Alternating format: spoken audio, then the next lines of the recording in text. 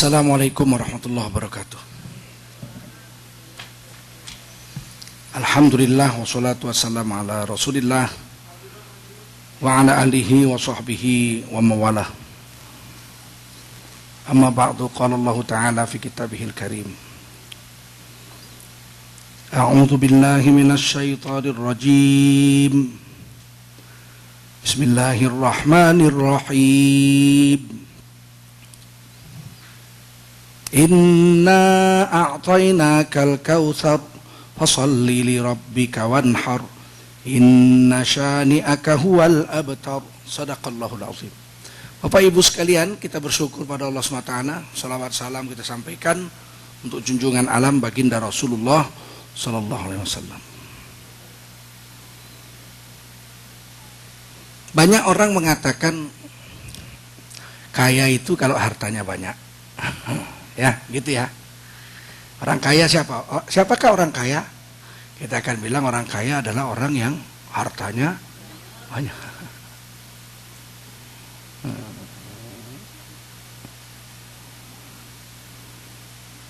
Rasulullah nggak bilang begitu. Kata Rasulullah, orang kaya bukan orang yang hartanya banyak.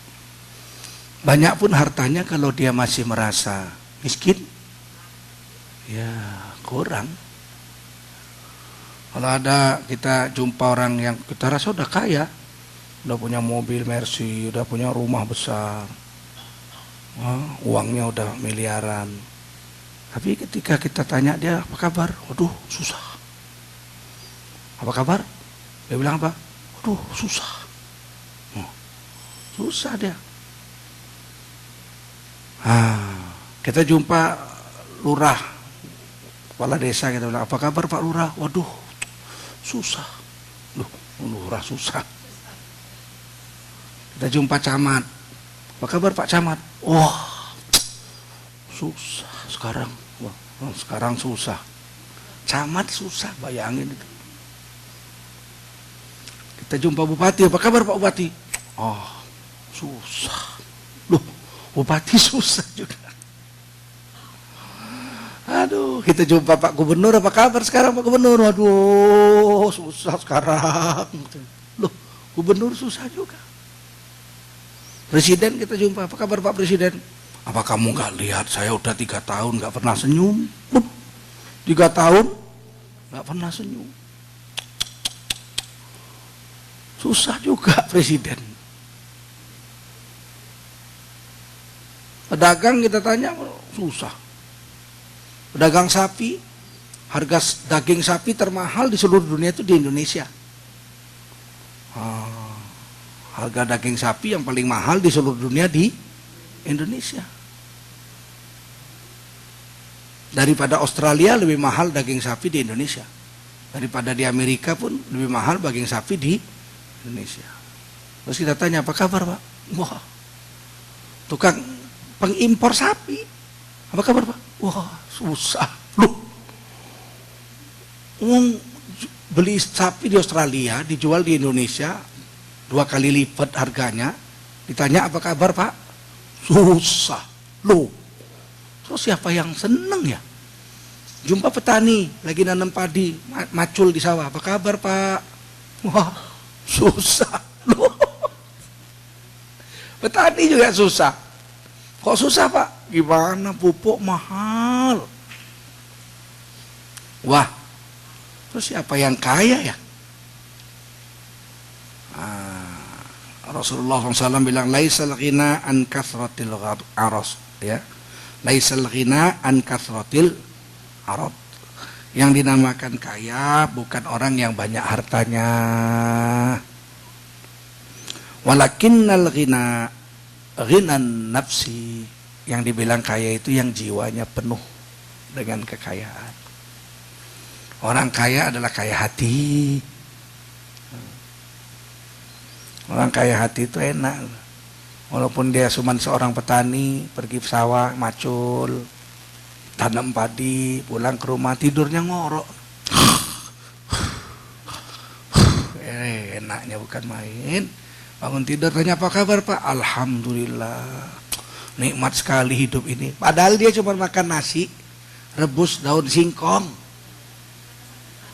Sambal terasi. Nggak pakai lauk. Mangan wa, iyo. Nganggo apa iwa iwa? Iwa ilat. Iwa ilat. Ikannya ikan lidahnya. Iwa ilat. Subhanallah. Kalau kita mau jadi orang kaya, satu kunci aja kata Nabi. Merasa cukuplah. Merasa cukuplah dengan yang ada. Qanaah bahasa Arabnya. Merasa cukuplah dengan yang ada. Niscaya kamu akan menjadi orang kaya. Ya. Kalau harta dunia ini nggak cukup-cukup. Kalau kita mau mengikuti rasa rakus di dalam dada ini yang bahasa Arabnya tamak. Kalau kita mau mengikuti tamak, rasa rakus, kata Nabi, anak Adam ini tidak pernah puas. Untuk mendapatkan dunia ini seperti mereguk air laut. Makin diminum makin haus. Makin diminum makin pahit. Rasa mulutnya makin haus. Kalau manusia sudah punya 1 gunung emas, dia kepingin 2 gunung emas. Kalau sudah 2 gunung emas, dia kepingin 3 gunung emas. Kalau sudah punya 3 gunung emas, dia kepingin 7 gunung emas. Sampai mati, dikubur dalam tanah, ditutup mulutnya pakai tanah, diinjek-injek, baru habis kemauannya. Hadis ini sahih ya, saya baca. Anak Adam itu ditulis oleh Imam Nawawi dalam Riyadhus Shalihin. Manusia itu, anak Adam itu baru hilang rakusnya kalau udah ditanam di dalam tanah. Dan mulutnya disumpet tanah. Diinjek-injek, baru hilang nafsunya. Ini luar biasa Rasulullah. Satu hari ada orang mati. Matinya jam 10 malam. Matinya jam 10 malam. Jam 10 pagi mayatnya dimandikan. Waktu dimandikan gitu kan dipakein sarung pendek gitu ya, sampai dengkulnya ya, sarung kain basahan. Dimandikan semua tubuhnya. Pas kemaluannya dicuci, berdiri. Subhanallah. Ya berarti laki dong. Ya Allah, mati jam 10 malam. Jam 10 pagi kemaluannya masih berdiri. Inna lillahi wa inna ilaihi raji'un.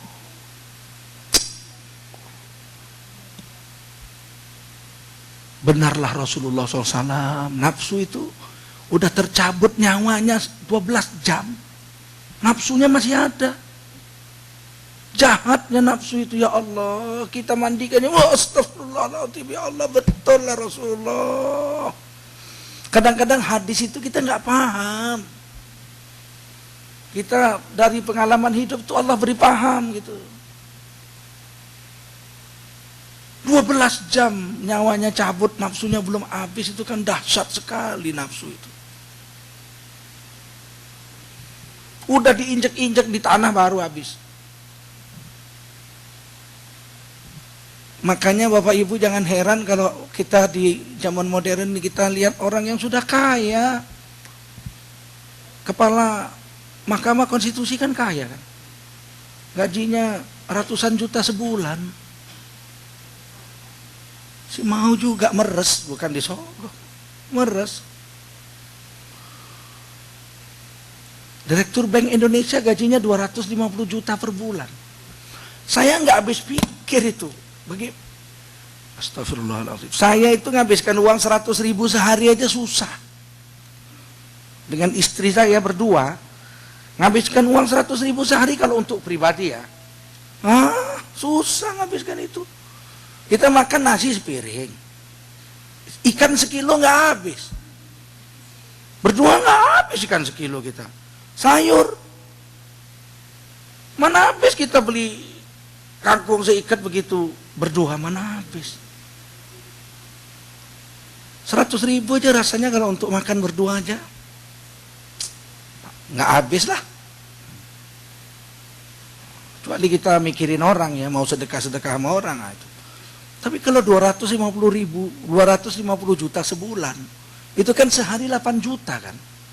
Kayak mana ngabisinnya? Kok harus terima suap gitu? Wakil Deputi Bank Indonesia masuk penjara. Terima suap.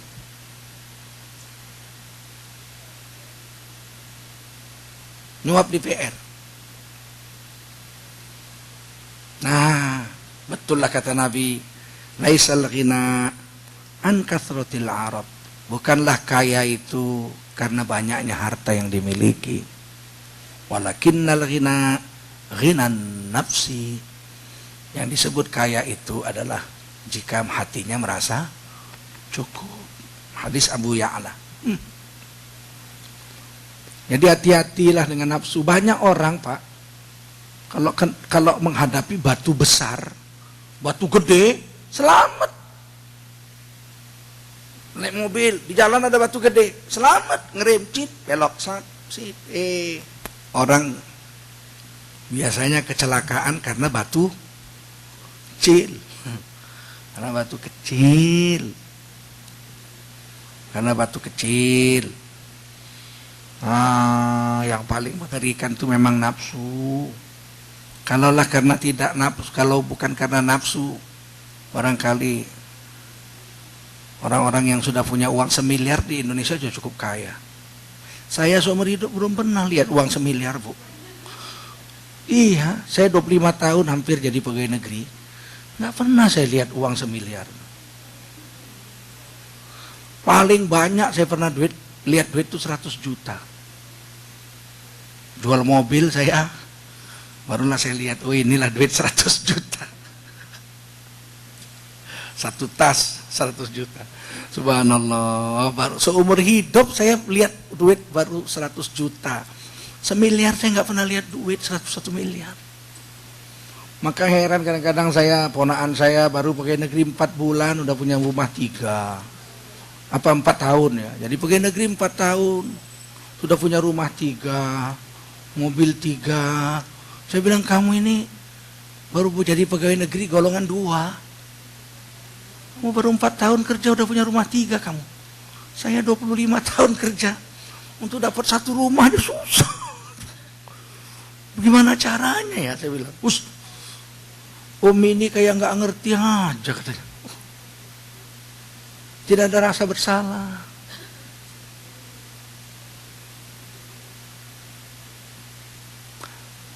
Dulu zaman saya kecil-kecil, zaman akhir Orde Lama, awal Orde Baru, kalau ada pegawai negeri punya sepeda aja malunya bukan main, dia di kampung tuh udah diginiin orang tuh. Sepeda. Gaji pegawai berapa? Kata orang. Iya, gaji pegawai berapa? Punya sepeda. Punya sepeda aja diejek orang. Iya benar. Gaji pegawai berapa? Kata orang. Sekarang pergilah kita ke kantor-kantor. Kantor-kantor yang basah. Bukan karena kebanjiran, bukan. Karena tiap hari ngurusin duit. Itu pegawai-pegawai honor, pakai mobil mewah-mewah. Waduh. Kadang-kadang enggak cemburu, enggak gara-gara ini terus kita kepingin mengikuti jejaknya, enggak lah. Kesian aja, nanti mati dia pasti mempertanggungjawabkan. Aduh, yauma idzin tuhadditsu akhbaraha. Itu suatu hari nanti ini semua ngomong ini. Dipasangin ngomong, ya. Meja ini ngomong, tempat tidurnya ngomong, bantal yang dipakainya ngomong. Ketika dia sakaratul maut, ini semua ngomong ini. Lu mau pergi? Hah? Mau mati lu? Ya. Enak aja lu. Gua gimana sih gua? Hah? Gua ini benda haram. Lu nyolong dulu. Hah? Lu mau mati, lu mau tinggalin gua, gimana nasib gua nih? Oh, bayanginlah Bu, kalau kita mau tidur dibentak-bentak sama bantal, sama guling, sama tempat tidur kita dibentak-bentak, sama AC kita dibentak-bentak, kita gimana? Bisa tidur nggak? Itu pun nggak bisa mati Bu. Begitu. Datang malaikat maut. Aduh, kemarin saya baca di Quran. Wa yadribuna wujuhahum wa adbaruhum. Malaikat maut datang-datang nggak mengucapkan salam, langsung meninju mukanya. Cepret. Punggungnya dipukul. Buah, muncrat darah dari hidungnya. Dari kupingnya, dari matanya, dari mulutnya. Muncrat darah. Nggak kelihatan tapi dia kejet-kejet. Tiba-tiba keluar aja darah. Mati dalam keadaan su'ul khotimah, mati dalam keadaan jelek. Biarlah Bu, biarlah Pak, kita ini hidup sederhana, nggak apa. Asalkan matinya itu, kata orang Jawa, men, urip pas-pasan. Yang penting mati ini merem. Yang penting matinya bisa penjamat. Orang ciri-ciri mati husnul khotimah itu, waktu mati itu dia tutup mata dan bibirnya. Air matanya keluar, dahinya berkeringat, dan dia mati dalam keadaan senyum. Nah, itu mati husnul khotimah, mati dalam keadaan husnul khotimah, mati bagus. Ciri-ciri mati su'ul khotimah, mau mati udah gelisah, mukanya merah kayak udang direbus. Tiba-tiba matinya, matanya mendelik, mulutnya terbuka, keluar darah lagi. Saya pernah ada lihat orang mati, tarikan napas terakhir itu, matanya terbuka besar, mulutnya terbuka. Matinya begitu, betul-betul langsung mati. Waktu mau menghidup, mau menutupkan mulutnya bunyi. Matanya itu mendelik gitu. Aduh. Saya sering mengantarkan orang sakaratul maut itu. Sering itu artinya udah lebih 20 kali lah. Ada satu orang wanita, entah apalah amalannya, ya Allah, ibu ini. Anaknya bagus-bagus, anaknya sukses-sukses ya. Pendidikan bagus lah anaknya itu. Orang-orang masjid. Anaknya akuntan, bagus-bagus. Tapi memang ahli masjid. Satu hari saya dibawa ke rumahnya. Pak, doakan ibu saya sakit, Pak. Saya datang ke rumahnya. Orang Kuala Simpang, tapi tinggal di Medan, Aceh Timur. Saya datang ke rumahnya. Ibunya itu pakai selang. Dari hidungnya ini dimasuk terus ke mulutnya kan, untuk masukkan makanan. Ada selang dari hidungnya sampai ke tenggorokannya sini. Saya doa, dia buka mata gitu. Terus dia bilang sama saya, oh Bu, saya dari masjid, doakan ibu supaya ibu bagus-bagus. Saya doa, sholat 2 rakaat. Saya dilihatnya. Waktu itu saya dekatin dia, saya doa, la ilaha illallah. Saya bilang, dia apa dia bilang? La ilaha illallah, la ilaha illallah. Sampai sekarang saya nggak habis pikir bagaimana orang bisa mengucap ada selang di lehernya. Nggak bisa, kalau secara akal mana bisa. Ada selang dari hidungnya ini dimasukkan sampai ke lehernya sini kan. Gimana bisa dia ngucap la ilaha illallah ada selang di lehernya? Nah mungkin. It is very impossible. Tapi jelas saya dengar, anaknya dengar, dia ngucap la ilaha illallah berkali-kali. Beberapa hari kemudian wafat. Ya Allah, cantiknya perempuan ini matinya. Mukanya itu merah jambu, itu bersih. Ya Allah, nggak ngerti kita amal orang. Mungkin susah payah dia membesarkan anak-anaknya, janda kan, nggak ada suami, cari nafkah dengan cara halal. Bukan orang kaya banyak harta dia, tapi jiwanya kaya. Besar Allah di hatinya.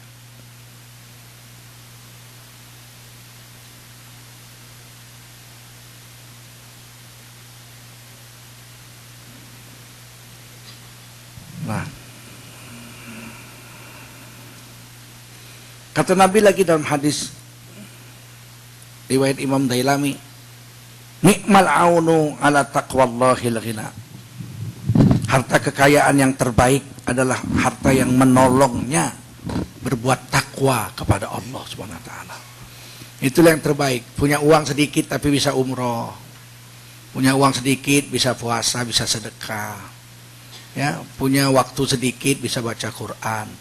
Punya rumah kecil tapi bisa sholat sunat. Nah, ini insya Allah. Nanti kita sambung habis maghrib.